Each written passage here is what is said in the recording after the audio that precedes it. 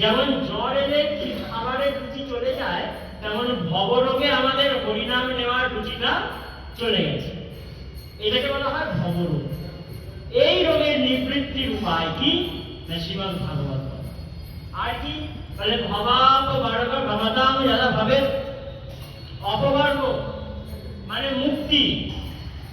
সেই সমস্ত কিছু ঘুরতে ঘুরতে ঘুরতে ঘুরতে যদি কোনোদিন হরিগুরু বৈষ্ণবের দয়া হয়, তবে গিয়ে সেই জীব ভগবানের কথা শ্রবণ করতে পারে। জনস্ব তরচ্যুত সৎসমাগম সৎসঙ্গম জর্হি তदैব সদ্গত পরাবরেষুতৈ জায়তে হরি। এই সৎসঙ্গই আমাদেরকে ভগবত চরণে একান্ত নিষ্ঠা রুচি আনতে পারে, এনে দিতে পারে। সৎসঙ্গ ছাড়া ভগবত চরণে রুচি পাওয়ার দ্বিতীয় কোনো পন্থা নেই। একমাত্র সৎসঙ্গের মাধ্যমেই ভগবত চরণে রুচি, ভগবত চরণে নিষ্ঠা আসতে পারে। ভগবত প্রাপ্তির পরিযুগে একমাত্র সাধন বলা হলো ভাগবত সঙ্গ। সেই জন্য স্বামী হরিদাস গোস্বামী, যিনি বাঁকে বিহারীর প্রকট করেছেন, বাঁকে বিহারীকে বৃন্দাবনে বাঁকে বিহারীকে প্রকট করেছেন, তিনি বলছেন, প্রথম শুনে ভাগবত ভক্তমুখ ভগবত বাণী, দ্বিতীয় করে ভক্তি ব্যাস নবভাতি বখানি। প্রথমে কি করতে হবে? না ভাগবত ভক্তমুখ ভগবত বাণীর শ্রবণ, মানে ভগবানের ভক্তের কাছ থেকে ভগবানের কথা শোনা। এটা ভক্তির প্রথম সীমা। প্রেম যদি পেতে হয়, রাসে প্রবেশ যদি করতে হয়, গোপী প্রেম যদি লাভ করতে হয়, তার জন্যে প্রথম সীমা কি, প্রথম সিঁড়ি কি? না প্রথম শুনে ভাগবত ভক্তমুখ ভগবত বাণী, ভগবানের ভক্তের কাছ থেকে ভগবানের কথা শোনা। আমার মতো লোকের কাছ থেকে নয়, ভগবানের ভক্তের কাছ থেকে। কেন? মানে ভক্তের কাছ থেকে যখন কেউ ভগবানের কথা শোনে, সেই কথাটি তার উপলব্ধ কথা। ধরুন একজন হালুয়া খেয়ে এসেছে, আর একজন মুখের উপরে ঘি লাগিয়ে এসে ঠোঁটেতে ভালো ঘি লাগিয়ে এসে ঢেকুর তুলছে। যা হালুয়াটা খেলাম না, যে খেয়ে এসেছে তার মুখ থেকে আর আরেকজনের মুখ থেকে বোঝা যাবে যে কে আসল হালুয়া খেয়েছে, তাই না? একজনের বাইরে লেগে আছে, ঠোঁটে লেগে আছে ঘি, অথচ যে খায়নি, দেখলেই বোঝে। ঠিক সেই রকম দুজনেই ভগবানের কথা বলে, সাধারণ লোকও বলে আর ভক্তও বলে। কে খেয়েছে কে না খেয়েছে কথা শুনলেই ধরা পড়ে। তাই উপলব্ধ ভক্তের কাছ থেকে, ওই মুখ ঠোঁটে আমার মতো লাগিয়ে আর ঘি লাগিয়ে আসা নয়, মুখস্থ করে আসা কিছু নয়, উপলব্ধ ভক্তের কাছ থেকে ভগবানের কথা শোনা। প্রথম শুনে ভাগবত ভক্তমুখ ভগবত বাণী। এই ভগবানের কথা শুনলে কি হয়? দ্বিতীয় করে ভক্তি ব্যাস নবভাতি বখানি। দ্বিতীয় সিঁড়িতে চলে যায় মানুষ। ভগবানের কথা শুনতে শুনতে জীব দ্বিতীয় সিঁড়িতে চলে যায়। কোন সিঁড়ি? বলে দ্বিতীয় করে ভক্তি ব্যাস নবভাতি বখানি। ব্যাসদেব যে 9টা ভক্তির কথা বলেছেন, 9টা ভক্তির কথা বলেছেন, এই ভগবানের কথা শুনতে শুনতে আমাদের সেই 9টি ভক্তির মধ্যে যে কোনো একটিতে মন লেগে যায়। একসঙ্গে 9টা লাগবে না, 9টার মধ্যে একটাতে লাগলেই হবে। শ্রবণম, কীর্তনম, বিষ্ণু শরণম পাদ সেবনম, অর্চনম, বন্দনম, দাস্যম, সখ্যম, আত্মনিবেদনম ইতি পুংসাত্মিকা ভক্তিশ্চেত নবরক্ষণা। এই 9টি হচ্ছে ভক্তির লক্ষণ, প্রহ্লাদ মহারাজ বলেছেন। তাই এই 9টির মধ্যে যখন একটিতে হয় শ্রবণ, নাহলে কীর্তন, নাহলে স্মরণ, নাহলে বন্দন, যে কোনো একটিতে ভক্তের চিত্ত আকৃষ্ট হয়, জোর করে নয়। ভগবানের কথা শুনতে শুনতে কি হয়? যদি আপনার কীর্তনের মাধ্যমে ভগবানকে পাওয়ার হয়, তাহলে দেখবেন সবাই বসে একই কথা শুনছে। কেউ কেউ যখন হরিনাম হয় তখন তাদের গলা একদম ফেটে পড়ে, জয় দেওয়ার সময় গলা ফেটে পড়ে আনন্দ বেড়ে যায়। তার মানে জানতে হবে তার ওই কীর্তনের রুচি বেশি, তার জন্য ভগবান কীর্তন সেবাটিকে বেছে রেখেছে। যখন নিত্য ধামে সে যাবে তখন তার জন্য ওই সেবা উপলব্ধ থাকবে যে কীর্তন করে আমাকে শোনাও। এবার আবার কেউ দেখবেন কেউ শুনতে খুব ভালোবাসে, তার জন্যই শ্রবণ ভক্তি। কেউ পুজো করতে ভালোবাসে, আরতি করতে ভালোবাসে, তার জন্য ওই অর্জন ভক্তি। কেউ তো আবার ভগবানের সেবা করতে ভালোবাসে, তার জন্য পাদ সেবনম। এইরকম করে যা প্রত্যেকে কিছু না কিছু একটা রতি জন্মায়। 9টা ভক্তির মধ্যে কোনো না কোনো ভক্তিতে জীবের একটা রতি জন্মে যায়। এই যে যেটাতে এখন থেকে আমাদের রতি জন্মাবে জানতে হবে সেটি ভগবান আমার জন্য বেঁচেছে। সেই জন্য বলা হলো এই 9 ভক্তির আচার্য 9 জন রয়েছে। শ্রবণে পরীক্ষিত, কীর্তনে শুকদেব গোস্বামী পাদ, তারপরে শ্রবণাম কীর্তনাম বিষ্ণু শরণাম, স্মরণে ধ্রুব মহারাজ, বিষ্ণু শরণাম পাদ, শ্রবণাম কীর্তনাম বিষ্ণু শরণাম পাদ সেবনম, চরণ সেবায় কে? মা লক্ষ্মী। অর্চনায় কে? পৃথু মহারাজ। ভগবান পৃথু তিনি সব থেকে বেশি ভালো করে পুজো করেছিলেন, যে পুজোতে, যে অর্চনায় স্বয়ং ভগবান শ্রীহরি নেমে এসেছিলেন। তাই অর্চনার আচার্য হচ্ছেন পৃথু মহারাজ। বন্দনায় কে? অক্রুর মহারাজ। অক্রুর মহারাজ তিনি ভগবানের সব থেকে ভালো স্তুতি করেছিলেন। দাস্যে কে? হনুমান। পবনপুত্র হনুমান দাস্য ভক্তির শিরোমণি। আর সখাকে অর্জুন হচ্ছে সব থেকে ভগবানের প্রিয় সখা, এবং আমাদের সখ্য রসের আচার্য হচ্ছে অর্জুন। তাকে দেখে আমাদেরকে সখা হতে। কেমন সখা? বিশ্বদেব পণ করেছেন কাল সকালবেলা সূর্যোদয়ের পরে পঞ্চপাণ্ডবের মধ্যে অর্জুনকে আমি মারবই। বিশ্বদেবের প্রতিজ্ঞা, ভীষণ প্রতিজ্ঞা, যে প্রতিজ্ঞা টলে যাওয়ার নয়, এমন প্রতিজ্ঞা, মারবই। একদম বান তৈরি করে রেখেছেন হাতের কাছে, যে এই বান দিয়ে আমি মারব। পিতামহ বিষ্ণু যখন পান করেছেন সেটা তার নড়চড় হওয়ার নয়। ভগবানের রাত্রে ঘুম উড়ে গেছে। রাত্রে সবাই যখন শুয়ে আছে, সবাই দিনার মতো ঘুমাচ্ছে, ভগবান কৃষ্ণ খাটে শুয়েছে, পালঙ্কে শুয়েছে, অন্যান্য দিন রাজ পালঙ্কে শুয়ে বেশ ভালো করে ঘুমায়। আজকে আর ঘুম ধরছে না, একবার এদিক ঘুরছে, একবার ওদিক ঘুরছে, শান্তি নেই। বারবার ঘাম দিচ্ছে শরীর থেকে। যে সেবক বাতাস করছে, সেবক বলছে প্রভু আপনার কি হয়েছে, জল খাবেন? বারবার জল খাচ্ছে, ঘুম ধরছে না, ছটফট করছে। প্রভু কি হয়েছে আপনার? বলে ভীষ্ম পিতামহ পণ করেছে, প্রতিজ্ঞা করেছে, সংকল্প করেছে যে সে অর্জুনকে বধ করবে। বলে অর্জুন তো বড় যোদ্ধা। বলে না না, জানো না, ও ভক্ত, ভক্তের প্রতিজ্ঞা আমাকে রাখতে হয়। আর অর্জুন আমার সখা, তাকে রক্ষা করা আমার কর্তব্য। আমি তার সারথি, সে নিজের জীবনটিকে আমার হাতে জীবনের রজ্জু অর্পণ করে দিয়েছে, তাকে রক্ষা করা আমার কর্তব্য। ভক্তের প্রতিজ্ঞা রক্ষাও আমার কর্তব্য। আমাদের এই জীবন রথকে যতক্ষণ না পার্থ সারথীর হাতে সমর্পণ করা যায়, ততক্ষণ এই রথ বিভিন্ন দিকে ঘুরে বেড়ায়। ক্রিকেট খেলা দেখেছেন তো?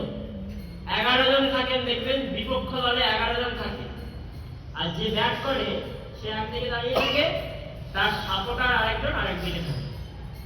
11 জন মাঠে ঘিরে দাঁড়িয়ে থাকে ধরার জন্য। একজন বল করে আর 10 জন চারিদিকে ঘিরে থাকে, বল এলেই ধরবে, আউট করে। কেন বলুন তো 11 জনই থাকে ক্রিকেট খেলা? আমাদের 11টি ইন্দ্রিয় আমাদেরকে বারবার আউট করার জন্য উঠে পড়ে লেগেছে। 11 ইন্দ্রিয়, চক্ষু কর্ণ নাসিকা জিহ্বা ত্বক, মুখ পানি পাদ বায়ু উপস্থ মন। 11 ইন্দ্রিয় আমাদেরকে আউট করবে বলে লেগে রয়েছে কাজে। ওই একা ব্যাট করতে দাঁড়িয়েছি আমরা যে জীবাত্মা ব্যাট করতে দাঁড়িয়েছি, আর বিপক্ষে একজন আমাদেরকে সহায়তা করছে, সে হচ্ছে বিবেক। দাঁড়িয়ে আছে পেছনে, সে খেলতে পারবে না, খেলতে হবে আমাদেরকে। বিবেক দাঁড়িয়ে আছে পাশে।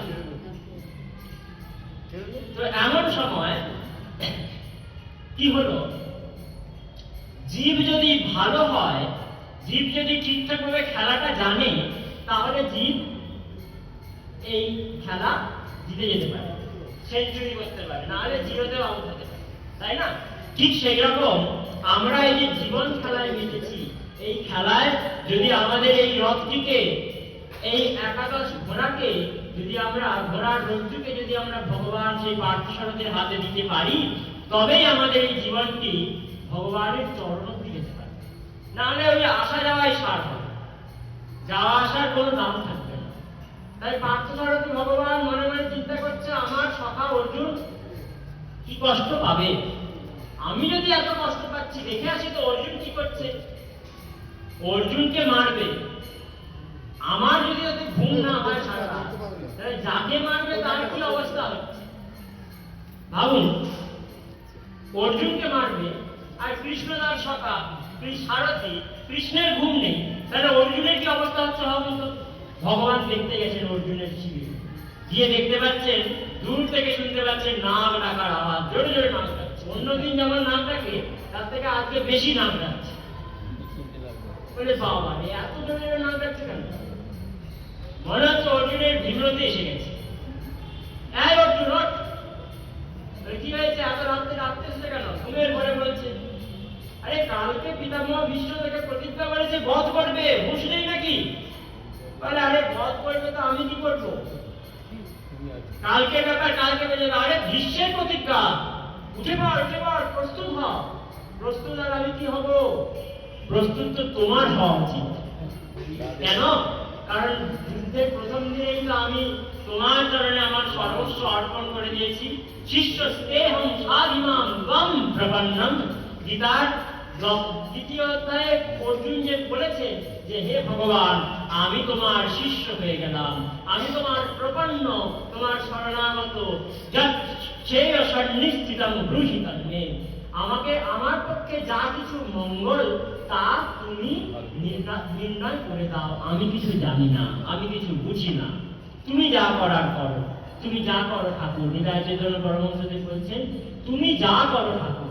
এইভাবে যদি ঠাকুরের চরণে সমর্পণ করে দেওয়া যায়, রামকৃষ্ণদেব বলছেন, ঝড়ের এঁটো পাতা, ঝড়ের এঁটো পাতা পড়ে থাকে দেখবেন, হাওয়া আসে, কখনো তাকে উড়িয়ে নিয়ে গিয়ে মন্দিরে ফেলে, কখনো বা তাকে নিয়ে গিয়ে একটা নোংরার মধ্যে ফেলে।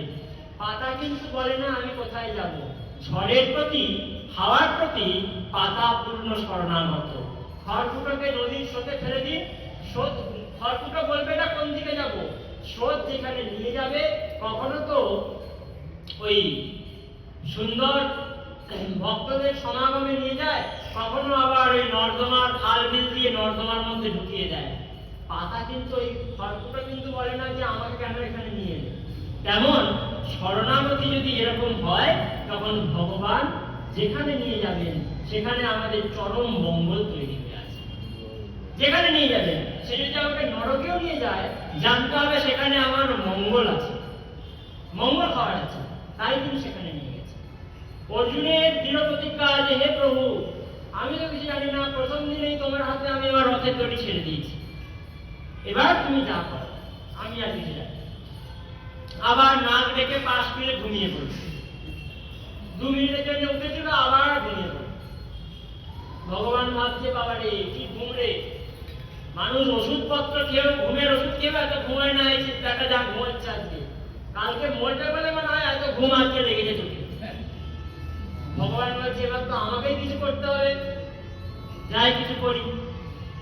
এই বলে তিনি দ্রৌপদীকে ডাকলেন, ডেকে নিয়ে কি ঘটনা আছে আপনারা সবাই জানেন, আর সে প্রসঙ্গে যাচ্ছি না। তো যেটা বলছিলাম, শরণাগতি, শরণাগতি কেমন, অর্জুনের যে সখা স্বভাব সেটা কেমন, যে আমার সখা আছে, আমার আর কোনো চিন্তা নেই, কোনো ভাবনা নেই। তাই তিনি সখা সক্ষরসের আচার্য দেখেছেন অর্জুন। তো সখা অর্জুন, আর একটা বাকি রইল সক্ষম আত্মনিবেদনম। শ্রবণম কীর্তনম বিষ্ণু স্মরণম পাদ সেবনম অর্চনম বন্দনম দাস্যম সক্ষম আত্মনিবেদনম। এই যে আত্মনিবেদনের আচার। দ্বিতীয় আচারে ভক্তি ব্যাস নব ভাতি বাকানি। ব্যাস যে 9টি ভক্তির কথা বলেছে, তখন দ্বিতীয় সিঁড়িতে যাওয়া যায়, এই নবদা ভক্তিতে আমাদের প্রবেশ হয়। তৃতীয় কি হয়? তৃতীয় করে গুরু সমঝি দক্ষ সর্বজ্ঞ রসিল। তৃতীয় পর্যায়ে বলে যখন এই শ্রবণ কীর্তন স্মরণ বন্দন আদি ভক্তিতে কেউ প্রবেশ করে, তখন তৃতীয় সিঁড়ি খুলে যায়। কি না, শ্রী গুরুদেবের প্রাপ্তি হয়।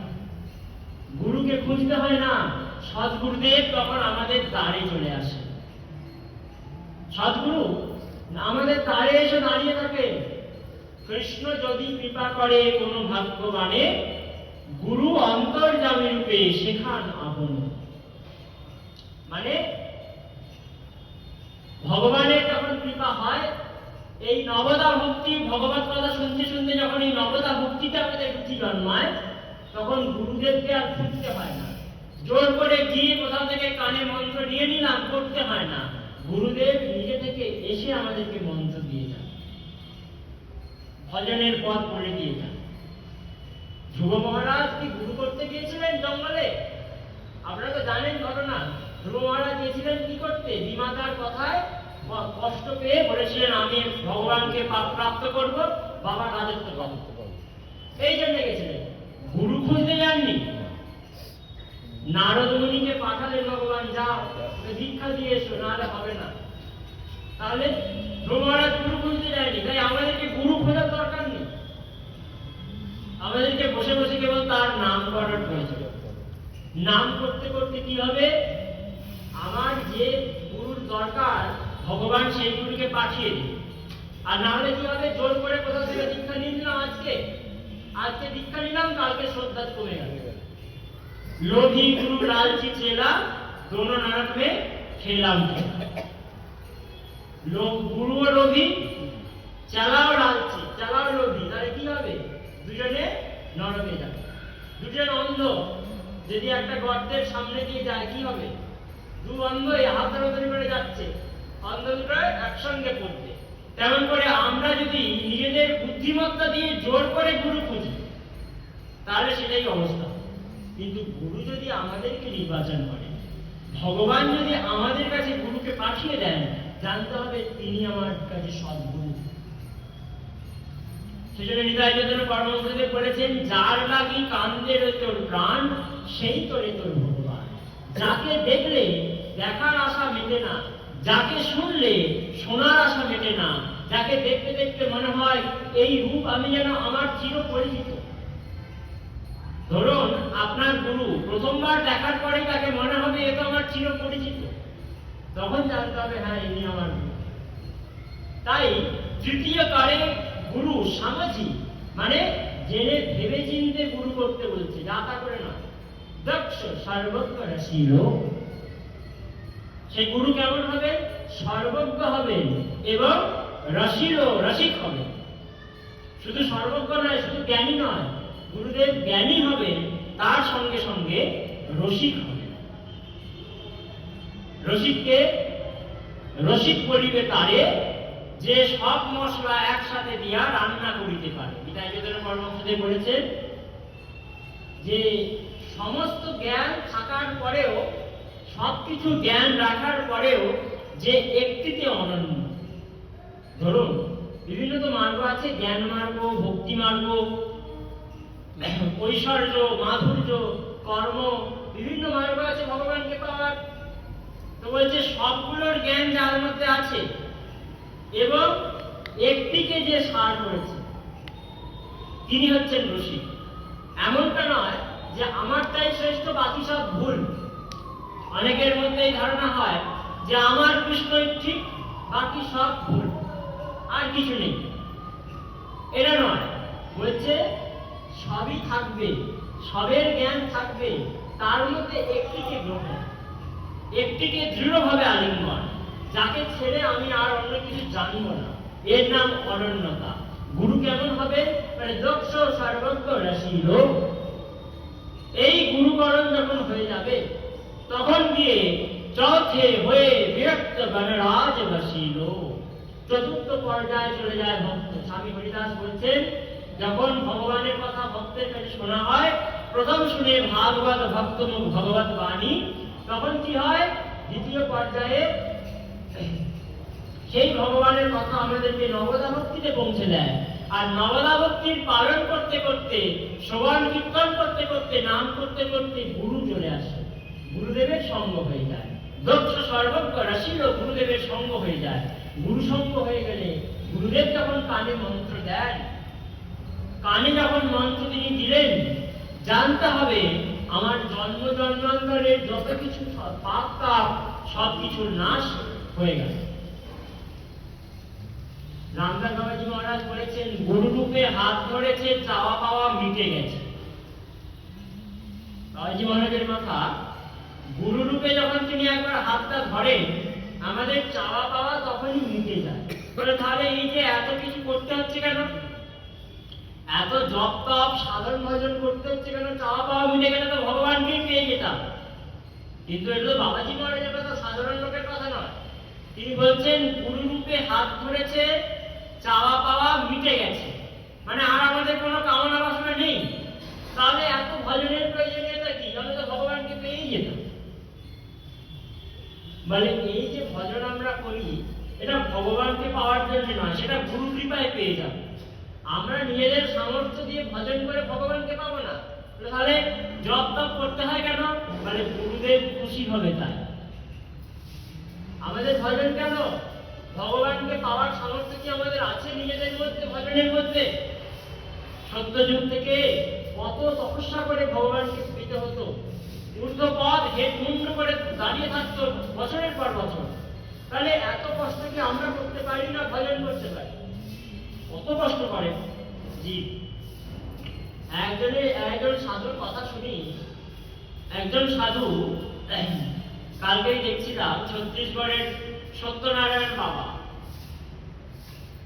মাত্র 13 বছর বয়সে নিজের জীবটাকে কেটে শিবলিঙ্গের কাছে বলি দিয়েছে।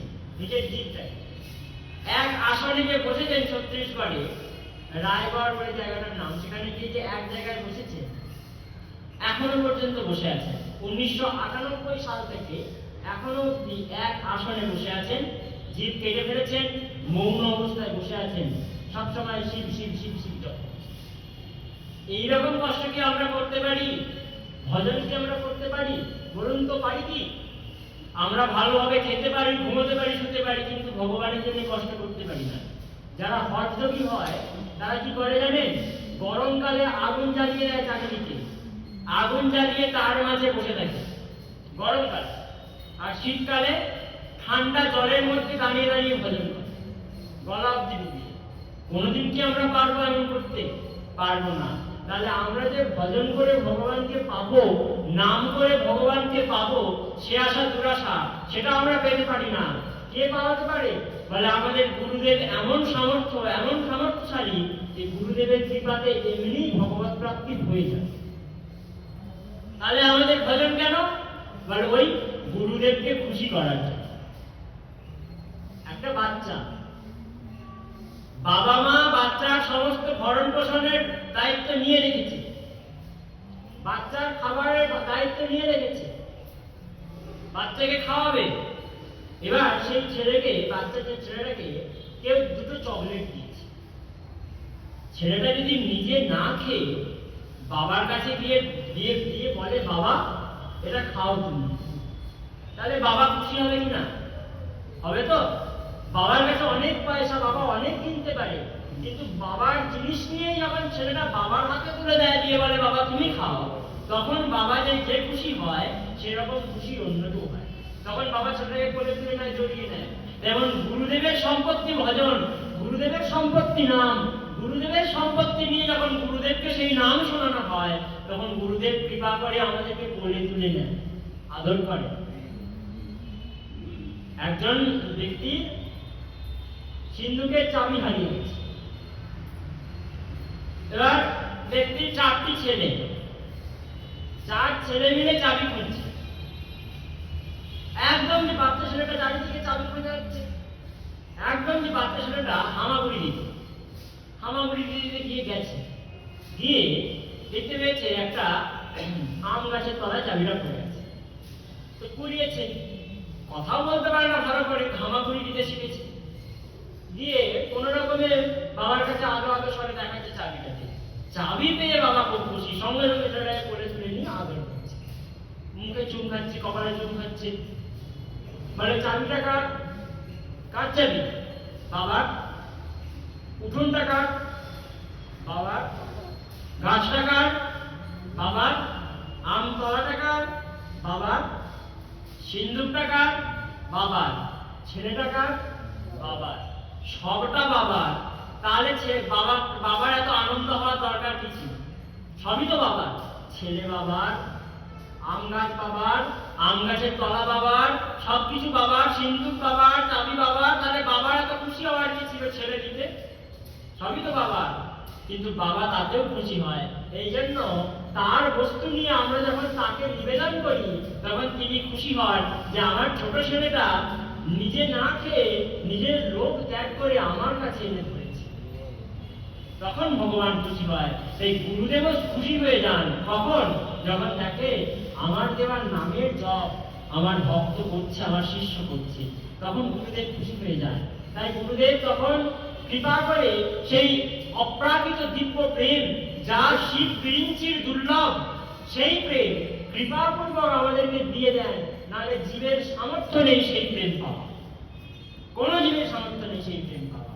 গুরুদেব কৃপা করে দেন বলে আমরা পাই।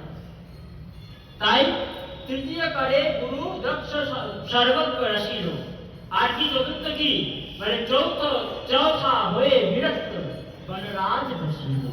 চতুর্থ পর্যায়ে আসে গুরুদেবের সঙ্গ করতে করতে এই সংসার থেকে বৈরাগ্য চলে আসে, সংসারে অনাসক্তি চলে আসে। অনাসক্তি মানে এটা নয় যে সব ত্যাগ করে দিয়ে বনে গিয়ে থাকা। অনাসক্তি মানে ভেতর থেকে সংসারের প্রতি একটা ডিটাচমেন্ট, ভেতর থেকে ডিটাচমেন্ট, জোর করে ছাড়া নয়। দেখবেন বাদামের খোসা, কাঁচা বাদামের খোসা আপনি ছাড়াতে পারবেন না, কাঁচা বাদামের খোসা ছাড়াতে পারবেন না, একসঙ্গে যদি লেগে থাকে। বাদামটা যখন একটু পেকে যাবে, খোসা দেখবেন হাতে এরকম করুন এমনি ছেড়ে যায়, তাই না? তেমন আমরা জোর করে সংসার ত্যাগ করতে পারবো না। কেন? বিষয়ে রসে আমাদের দেহটা পুরো কাঁচা হয়ে আছে, অন্তঃকরণটা কাঁচা হয়ে আছে, জোর করে ছাড়তে পারবো না। বলে ওই যখন পাকবে, হরিনাম করতে করতে, গুরুদেবের সঙ্গ করতে করতে যখন পেকে যাবে, তখন এমনি খোসা ছেড়ে পড়ে যাবে, বাদাম আলাদা হয়ে যাবে, খোসা আলাদা হয়ে যাবে। তখন আর বাদামকে খোসা থেকে ছাড়াতে হবে। গাছে আম ধরেছে, আম পাকলে এমনি পড়বে, জোর করে পাকতে হয় না, জোর করে পাকলে তার স্বাদ হয়। ঠিক সেরকম জোর করে যদি কিছু করতে যায়, জোর করে ছাড়তে যাই, তাহলে সেই ছাড়াতে কোনো লাভ হবে না। তিনি যখন ছাড়িয়ে দেবেন, তখন আর কোনো কিছু থাকবে না, তখন এমনি সব কিছু ছেড়ে যাবে। তাই মন থেকে নিজেকে সবসময় বোঝানো যে কেউ আমার নয়, আমি কেবল তার। আমি শ্রী গুরুদেবের, আমি গুরুদেবের চরণে শরণাগত। গুরুদেব ছাড়া আমার আর দ্বিতীয় কেউ নেই, গুরুদেব ছাড়া আমার আর দ্বিতীয় কেউ নেই। এই ভাবনা যেখানেই থাকুন, সংসারে থাকুন, বনে থাকুন, জঙ্গলে থাকুন, এই একটা ভাবনা সবসময় থাকতে হয় সঙ্গে। গুরু ছাড়া আমার দ্বিতীয় আর কেউ নেই। যত কিছু দেখতে পাচ্ছি, স্ত্রীপুত্র পরিবার পরিজন, কেউ আমার নয়, কেউ আমার নয়।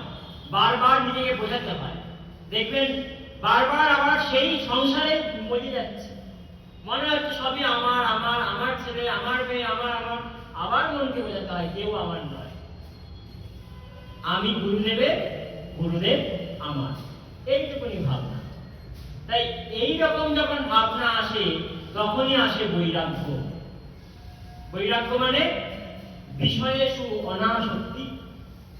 যত কিছু বিষয় আছে, ইন্দ্রিয়ের বিষয়, মনের বিষয়, এই যে বিষয়গুলি, যেমন জিহ্বার বিষয় কি? রস গ্রহণ করা, খাওয়া। ত্বকের বিষয় কি? স্পর্শ অনুভব করা। এরকম করে বিষয় আছে তো। চোখের বিষয় কি? দেখা। এই বিষয়গুলি থেকে মনটি সরে যাবে, বিষয়ে অনাসক্তি হয়ে যাবে। যখনই অনাসক্তি হবে তখন কি হবে? বৈরাগ্য আসবে। আর বৈরাগ্য এলে কি হবে? পাঁচ ভুলে দেহ শুধি, ছটে ভাবনা রাস কি, সাত পায়ে রীতি রস, শ্রী স্বামী হরিদাস কি।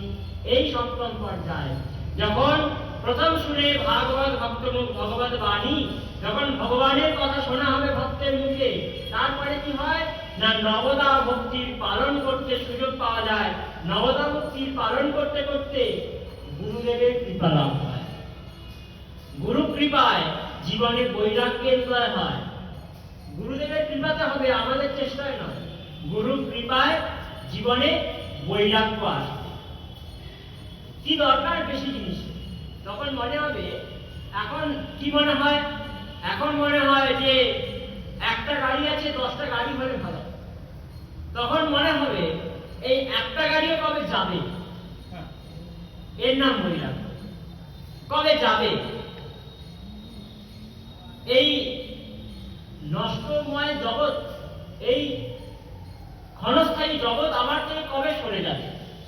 সেই জন্যই তো ভক্ত প্রার্থনা করে, কবে নিশিত এ মরু ছাড়িয়া যাইব তোমার রসালো নন্দনী, কবে তাপিত এচিত হইবে শীতল তোমার করুণা চন্দনী, কবে তৃষিত এ মরু ছাড়িয়া যাইব তোমার রসালো নন্দনী। ভবের সুখ দুঃখ চরণে দলিয়া যাত্রা করিব গো শ্রীহরি বলিয়া, চরণ করিবে না হৃদয় বলিবে না কাহারো আকুল ক্রন্দনে, কবে তৃষিত এ মরু ছাড়িয়া যাইব তোমার রসাল নন্দনে। কবে তোমাতে হয়ে যাব আমার আমি হারা, তোমার নাম নিতে নয়নে কবে ধারা, এ দেহ শিহরিবে আকুল হবে প্রাণ বিপুল পুলক স্পন্দনে, কবে তৃষিত এ মরু ছাড়িয়া যাইব তোমার রসাল নন্দনে। হে প্রভু, কবে এই তৃষিত সংসার মরুভূমিকে ছেড়ে আমি তোমার সেই রসালো রসময় সুন্দর নন্দন কাননে পৌঁছে যাব প্রভু। সেই যে সুন্দর নন্দন কানন, যেখানে তোমার প্রেমের পুষ্প প্রস্ফুটিত হয়েছে, সেইখানে যাব আমি। সেখানে গিয়ে সেই ফুলের মধু পান করব এবং সেই ফুলের মধু পানে আমি মেতে থাকব। এই সংসার মরুভূমির তৃষ্ণা আমাকে আর ভোগ করতে হবে না। হে প্রভু, তুমি দয়াময়, দয়া করো গুরুদেব।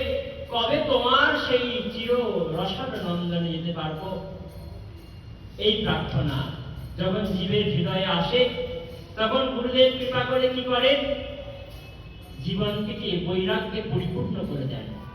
তখনই কি হয়? পাঁচ ভুলে দেহ শুধি, দেহের সমস্ত বাসনা সমস্ত কামনা নিবৃত্ত হয়ে গিয়ে নিজের দেহের আর কোন রকম জ্ঞান থাকে না যে আমার দেহ এটি। দেহের সুখের জন্য আমরা কাজ করি। আমরা খাই কেন? পেট ভরাবার জন্য, যাতে শরীরটা বেশ ভালো থাকে। ঘুমাই কেন? শরীরটাকে ভালো রাখার জন্য, তাই তো? মানে তখন আর দেহের কোনো হুঁশি থাকে না। যখন বৈরাগ্য আসে, এই যে দেখুন না কি করলেন সাধু, যে কথা বলছিলাম, জীবটাকে কেটে দিয়েছে। আমরা পারবো কোনদিন জীব কাটতে? পারবই না। বিল্বমঙ্গল ঠাকুর চোখ দুটিকে অন্ধ করে দিলেন। পারবো কোনদিন করতে? দেহাত্যাসের নিবৃত্তি, দেহের কোনো আর ভাবনা নেই। তাই বলছে পাঁচ ভুলে দেহ শুধি, ছটে ভাবনা রাস কি। 5 নম্বরে যখন দেহ নিবৃত্তি হয়ে যায়, তখন গিয়ে 6 পর্যায়ে আসে ষষ্ঠ সিঁড়ি, সেটি হচ্ছে রাসের ভাবনা আসে। ভাবতে পারছেন? এত পর্যায়ে পেরিয়ে যাওয়ার পর রাসের ভাবনা, রাসে প্রবেশ এখনো নয়, রাসের ভাবনা এসেছে। ছটে ভাবনা রাস কি, মানে রাসের কথা ভাবতে গেলেও নিজের দেহটাকে আগে নিবৃত্ত করতে হবে। দেহের নিবৃত্তি না হলে রাসের কথা ভাবতেও পারবেন না। আর 7 পায়ে রীতি রাসে, শ্রী স্বামী হরিদাস। তখন গিয়ে রাসের ভাবনা এলে সেই রাসে প্রবেশ হয়ে যায়, আর রাসে প্রবেশ হয়ে গেলে তখন গিয়ে সেই প্রেমের রীতি বোঝা যায়, প্রেমের রস বোঝা যায়, প্রেমের রসের ধ্যান বোঝা যায়। তাই প্রেম কি জিনিস, রস কি জিনিস বুঝতে হলে আমাদেরকে প্রথমে কি করতে হবে? প্রথম শুনে ভাগবত, ভক্তমুখ ভগবত বাণী। তাহলে প্রথমে আমাদেরকে ভগবানের কথা শুনতে হবে, তবে গিয়ে সেই রাসে প্রবেশ হবে। তাই স্বামী হরিদাস বলছেন ভগবানকে পাওয়ার একমাত্র উপায়, হরিদাসের সেই প্রেম পাওয়ার একমাত্র উপায় ভগবানের কথা মন দিয়ে, ভগবানের কথা প্রাণ দিয়ে শ্রবণ করা। ভগবানের কথা শুনতে শুনতেই জীবের হৃদয় নির্মল হয়ে যাবে, তখন নির্মল হৃদয়ে ভগবানের প্রতিবিম্ব করবে। তাই বলছেন ভবের সুখ দুঃখ চরণে দলিয়া যাত্রা করিব গো শ্রীহরি বলিয়া। এই ভবের যত সুখ দুঃখ সবকে চরণে দোলে। দেখবেন হাতি যখন যায় রাস্তা দিয়ে, পায়ের কাছে যা কিছু আছে পায়ে দোলে দিয়ে চলে যায়, তাই না? কত মূল্যবান বস্তু হাতি নজরই দেয় না, দোলে দিয়ে চলে যায়। তেমন যখন গুরুচরণে মতি হবে, ভগবত চরণে মতি হবে, তখন এখন যেগুলো আমাদের কাছে মূল্যবান বলে মনে হচ্ছে সেগুলিকে তখন চরণে দোলে দিয়ে চলে যাও। ভবের সুখ দুঃখ চরণে দলিয়া যাত্রা করিব গো শ্রীহরি বলিয়া। একজন গুরুদেবের কাছে তার শিষ্য এরা মূল্যবান মহামূল্যবান মণি নিয়ে গেছে, বেশ বিরাট দামি একটা মণি নিয়ে গেছে। মণি নিয়ে গিয়ে গুরুদেবকে দেখাচ্ছে, গুরুদেব দেখুন দেখুন কত সুন্দর মণি এনেছি আপনার জন্য। বলে বাহ, এত সুন্দর মণি, বাহ খুব ভালো।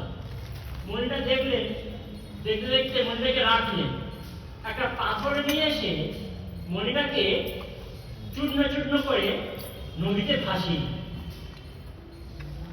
গুরুদেব কি করলেন আপনি? এত সুন্দর মণিকে ভাসিয়ে দিলেন জলে? বলে না না, এই না ধরো। পাথরটিকে শিষ্যের হাতে তুলে দিল। বলে তোমার কাছ থেকে যা নিয়েছিলাম তোমাকে আমি তাই দিলাম। বলে মানে? তুমি আমায় মণি দিলে, আমি আমায় পাথর দিলাম। বলে দুটোর মূল্য এক নাকি? বলে হ্যাঁ, আমার কাছে এক। যেটা আমাদের কাছে মূল্যবান সেটা ভগবত প্রাপ্ত জনের কাছে মূল্যহীন। যেটা আমাদের কাছে মূল্যবান সেটা তাদের কাছে মূল্যহীন। সেজন্য তো গীতায় বলেছেন যা নিশা সর্বভূতানাম তাস্যাং জাগ্রতি সংযমী রাষ্ট্রং জাগ্রতি ভূতানি তা নিশা পশ্যতি মুনি। যেটা আমাদের কাছে দিন সেটা মুনিদের কাছে রাত্রি, যেটা মুনিদের কাছে রাত্রি, মুনিদের কাছে দিন সেটা আমাদের কাছে রাত্রি। অর্থাৎ আমরা যেগুলো ভালোবাসি সাধুরা সেগুলোকে তুচ্ছ মনে করে। তাই তো বলছে ভবের সুখ দুঃখ চরণে গলিয়া যাত্রা করিব গো শ্রীহরি বলিয়া। যাত্রা করতে হবে কি বলে? হরিনাম সংকীর্তন করতে করতে, হরিনাম করতে করতে যাত্রা করতে হবে। চরণ করিবে না, হৃদয় করিবে না, কাহারও আকুল ক্রন্দনে। কেউ যদি কেঁদে পেছন থেকে ডাকে আমার কাছে এসো, আমি তোমার বন্ধু, আমার কাছে এসো, আমার কাছে এসো, আমি তোমার কাছে রাখবো, ভালোবাসবো, কারো কান্নায় তখন আর হৃদয় বলবে না। এটা কি করে সম্ভব? বলে গুরু কৃপাতে সম্ভব। তাই প্রথম শুনে ভাগবত, ভক্তমুখ ভগবত বাণী, ভগবানের কথা সেই জন্য শোনা আমাদের একান্ত কর্তব্য। আমরা আগামীকাল আবার এই প্রসঙ্গ অগ্রসর হব। আজকে এখানে বিশ্রাম। সকলের চরণে প্রণাম জানিয়ে বলে ভাগবত মহাপুরাণ।